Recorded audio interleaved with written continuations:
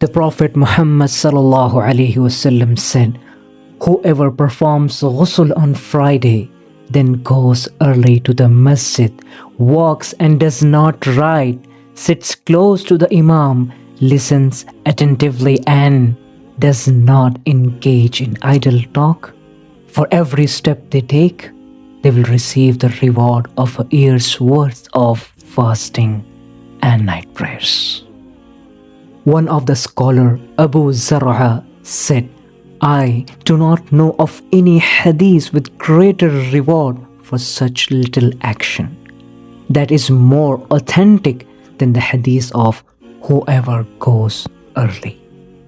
Another scholar, Ibn Hajar al-Haytami, said, "There is no authentic hadith in the Sunnah with a greater reward than this.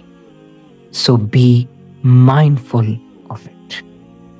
The wonder is not in the authenticity of the hadith, for the grace of Allah is beyond the comprehension of any creation, but rather the wonder lies in our negligence of it, despite knowing its authenticity.